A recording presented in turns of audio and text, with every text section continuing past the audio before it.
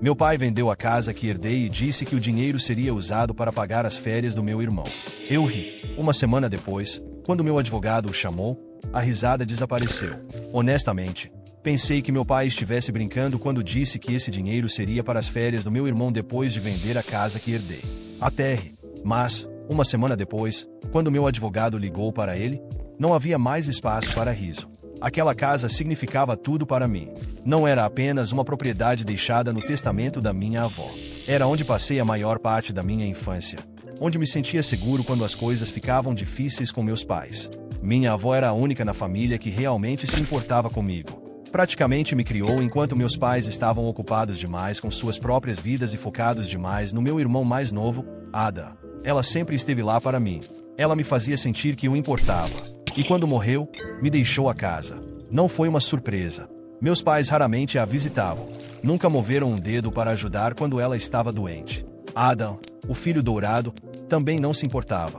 Estava ocupado demais fazendo nada. Aos 24 anos, ainda morava em casa, desempregado, mas, de alguma forma, cheio de potencial aos olhos do meu pai. Há muito tempo aceitei que eu era o filho esquecido, o que tinha que se virar sozinho. Mas nunca pensei que chegaria a esse ponto. Uma tarde, decidi passar pela casa, só para vê-la. Eu não havia me mudado para lá, já tinha meu próprio lugar. Mas gostava de saber que ela ainda estava lá, esperando por mim. Mas ao chegar, senti que algo estava errado. Havia carros na frente. Não os meus, nem os da minha avó, mas de outra pessoa. Caminhei até a porta e toquei a campainha. Alguns segundos depois, um homem de uns 30 e poucos anos abriu a porta, com uma mulher parada atrás dele. Eles pareciam confusos. Posso ajudar? Perguntou o homem. Franzi a testa. Sim, está em a minha casa. Quem são vocês? A mulher soltou uma risada nervosa. Compramos esta casa no mês passado do proprietário. Senti como se tivesse levado um soco no estômago. O quê? O homem cruzou os braços. Compramos legalmente. Qual é o problema? Minha boca ficou seca. Olhei para eles, para os carros, para a varanda que já não era minha, e mal conseguia processar. Peguei meu telefone, chequei meus e-mails, minhas mensagens. Nada, nenhuma notificação, nenhum aviso de venda. Mas eu já sabia o que tinha acontecido. Não disse mais nada. Apenas me virei, entrei no carro e dirigi direto para a casa dos meus pais. Adam era o único em casa, jogado no sofá, mexendo no celular. Mal levantou os olhos quando entrei. O que foi? Murmurou. Respirei fundo e tentei manter a calma. Onde estão mamãe e papai? Ele deu de ombros. Apertei os punhos. Porque eles venderam a minha casa. Adam piscou. Ah, sim. Ele assentiu como se fosse um comentário qualquer. Eles voltam logo. Então voltou a olhar para o celular. Fiquei ali, parado, por um minuto inteiro, encarando ele. Ele simplesmente não se importava. Então esperei. Quando meus pais finalmente entraram, não os deixei nem sentar. O que diabos vocês fizeram? Meu pai suspirou como se eu fosse o problemático. Olha, Hubert, não era justo você ficar com a casa. Sua mãe e eu tínhamos outros planos. Planos? Repeti. Então vocês falsificaram documentos e venderam minha casa. Meu pai continuou, completamente indiferente. Adam precisava de umas férias. Dessa vez, quase ri de novo. Mas não tinha graça. Balancei a cabeça. Eu não vou deixar isso passar. Virei-me e saí, porque meu pai não fazia ideia do que estava por vir. Mal lembro como cheguei em casa. Minhas mãos seguravam o volante tão forte que meus nós dos dedos estavam brancos. Ainda conseguia ouvir a voz do meu pai na minha cabeça, calma e condescendente. Como se não tivesse me roubado. Como se não fosse nada demais. Adam precisava de umas férias.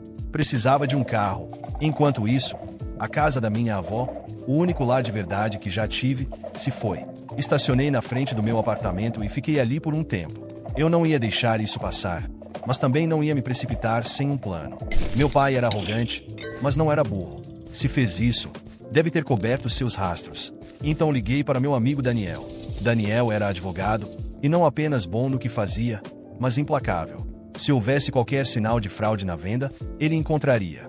Contei tudo para ele pelo telefone. E quando terminei, ele estava furioso. Me encontre amanhã no meu escritório, disse ele. Traga tudo, e-mails, documentos, mensagens. Não me importa se for um cartão de aniversário da sua avó. Se mencionar a casa, eu quero. Não dormi muito aquela noite. Minha mente não parava de repassar tudo. A voz da minha avó, o sorriso do meu pai, a indiferença de Ada. E, por baixo de tudo, Um único pensamento. Eles acham que ganharam. Não tinham ideia do que estava por vir. Na manhã seguinte, me encontrei com Daniel no escritório dele. Entreguei cada documento que tinha. O testamento da minha avó, extratos bancários, até mensagens antigas onde ela falava sobre o quanto queria que eu ficasse com a casa.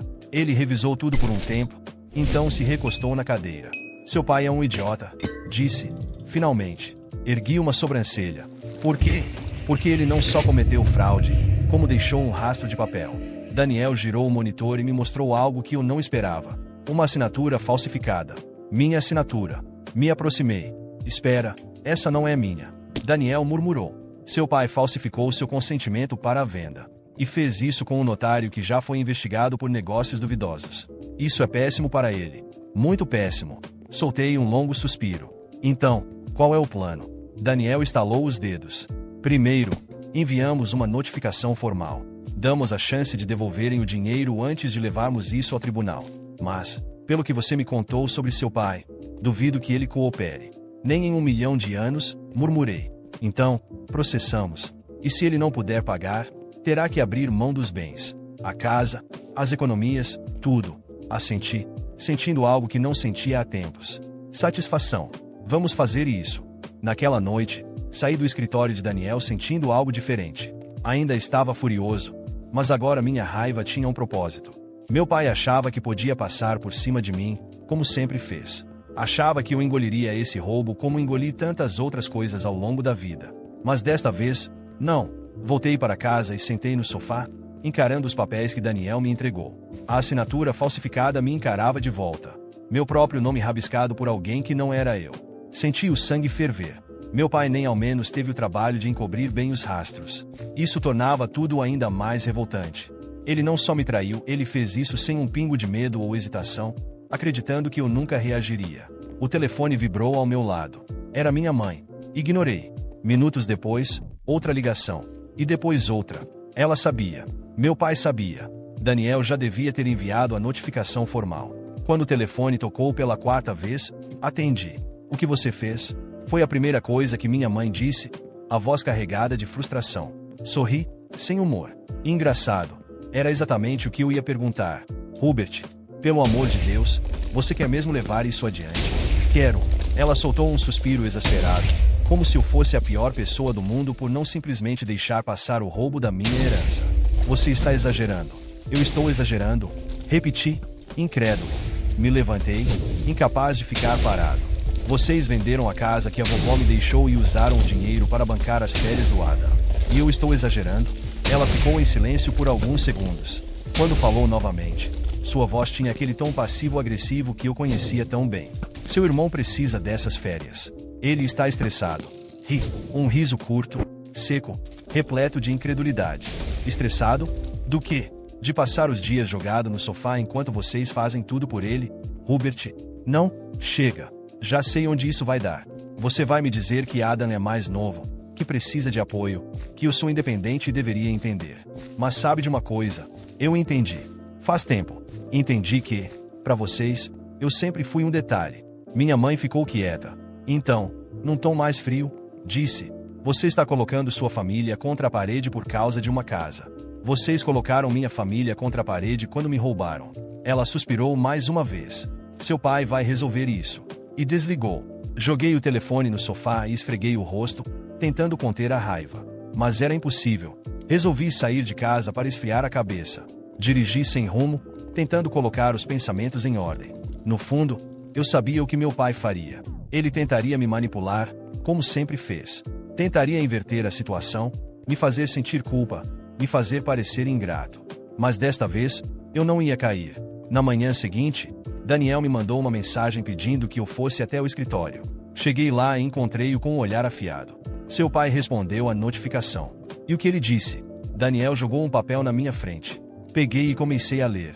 Meu pai estava tentando argumentar que a casa não era realmente minha, que a venda foi feita dentro da lei e que qualquer reclamação minha era apenas uma tentativa de causar problemas na família. Uma tentativa de causar problemas na família.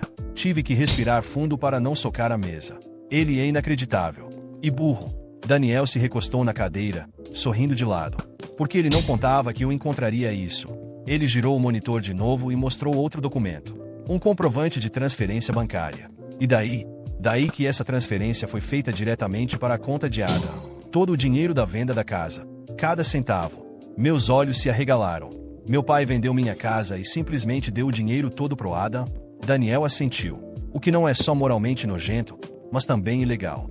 Seu pai não só falsificou sua assinatura, como também realizou uma transação sem qualquer respaldo jurídico para beneficiar uma terceira pessoa que não tinha direito algum à venda. Isso, meu amigo, é lavagem de dinheiro. Fiquei olhando para a tela, absorvendo a informação. Isso significa que não estamos apenas falando de um processo civil. Se levarmos isso adiante, seu pai pode ser investigado criminalmente. Meu coração acelerou. Eu queria isso. Sim, eu queria cada centímetro de consequência para ele. Vamos continuar? Disse, firme. Daniel sorriu. Sabia que você ia dizer isso. Asterisco, asterisco. 2 semanas depois, as coisas começaram a desmoronar para o meu pai. A primeira pancada veio quando Daniel entrou com o processo formal. Meu pai foi notificado oficialmente, e isso fez com que ele perdesse a postura tranquila. De repente, começaram a aparecer mensagens dele no meu telefone. Primeiro, tentativas de conversa. Depois, ameaças veladas. Quando não respondi, ele passou para o desespero. Minha mãe me ligou, implorando para que eu reconsiderasse. Disse que eu estava destruindo a família. Eu só perguntei: quando vocês me roubaram, vocês não destruíram a família? Ela não soube responder. A segunda pancada veio quando Daniel conseguiu envolver as autoridades. Uma investigação foi aberta. Meu pai tentou bancar o confiante, mas quando um investigador bateu na porta dele, a fachada começou a rachar. E então, veio o golpe final. O comprador da casa, aquele casal que abriu a porta para mim, foi chamado para depor. E eles não estavam nada felizes ao descobrir que tinham comprado uma propriedade fruto de fraude. O que significava que a venda poderia ser anulada. O que significava que a casa ainda poderia ser minha. E o dinheiro? O dinheiro tinha ido direto para Adam, e como resultado disso, as contas da minha família estavam sendo minuciosamente investigadas. Meu pai entrou em pânico. Ele tentou me contatar de todas as formas. Mas eu não atendi. Não havia mais conversa.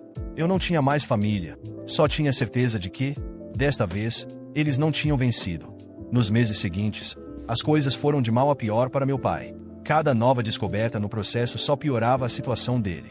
Não apenas a venda da casa foi considerada fraudulenta, mas a investigação financeira revelou inconsistências em várias transações feitas por ele ao longo dos anos. O homem que sempre se gabou de estar no controle de tudo agora estava encurralado. E eu estava apenas assistindo tudo desmoronar. O Adam, por sua vez, entrou em modo de negação. Continuava vivendo como se nada tivesse acontecido, desperdiçando o dinheiro da venda em festas, viagens e bobagens. Mas quando as autoridades começaram a vasculhar a conta dele, a realidade bateu forte. O dinheiro precisava ser devolvido. Só que Adam já tinha torrado boa parte. E como a quantia que recebeu era fruto de fraude, ele também não sairia ileso. Meu pai tentou desesperadamente evitar a ruína. Primeiro, entrou em contato comigo, tentando negociar. Depois, partiu para chantagens emocionais. Quando isso não funcionou, começaram as ameaças diretas. Você vai se arrepender de fazer isso com a sua própria família, ele disse em uma mensagem de voz, a voz carregada de raiva. Eu apenas repassei tudo para Daniel. Meu pai achava que, com tempo suficiente, eu cederia. Achava que meu senso de culpa acabaria me dominando. Só que dessa vez, ele estava errado. Pela primeira vez, ele não estava no controle. E eu queria ter certeza de que ele soubesse disso. A primeira grande consequência veio quando o tribunal finalmente anulou a venda da casa. Os compradores não tiveram escolha a não ser devolvê-la, já que adquiriram a propriedade de forma irregular. Eles estavam furiosos, mas essa não era minha culpa. A casa era minha novamente. Lembro-me do dia em que entrei lá depois de tudo isso. Passei os dedos pelas paredes, sentindo a textura, inalando o cheiro familiar. Havia sinais da presença do casal que morou ali por um tempo, mas isso não importava.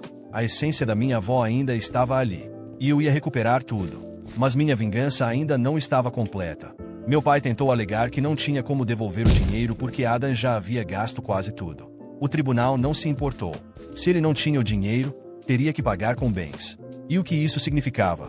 Que ele teria que vender a própria casa para quitar a dívida. A ironia não passou despercebida. No dia em que a casa da minha infância voltou oficialmente para mim, a casa dos meus pais foi colocada à venda. Eles tentaram desesperadamente evitar isso, mas não havia saída. O dinheiro que roubaram era ilegal. Então, o impensável aconteceu.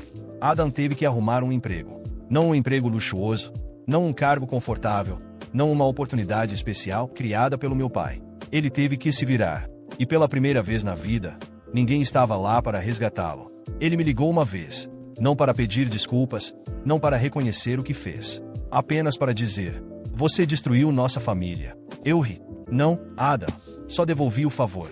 E desliguei. Meu pai perdeu tudo. A casa, a estabilidade financeira, a reputação.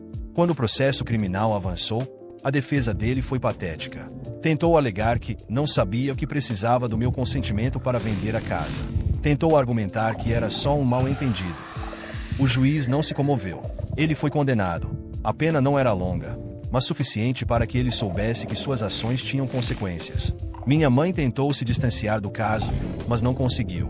Com a casa vendida, teve que se mudar para um apartamento menor, longe do estilo de vida confortável que sempre teve. E eu voltei para a casa da minha avó. Não porque precisava, mas porque queria. Fiz pequenas reformas, mas mantive muitas coisas do jeito que ela gostava. Todas as memórias estavam lá. E agora, não havia mais ninguém para tirá-las de mim. Na primeira noite depois que tudo acabou, sentei na varanda, sentindo o vento frio da noite. Peguei uma taça de vinho e encostei a cabeça na cadeira de balanço que um dia foi da minha avó.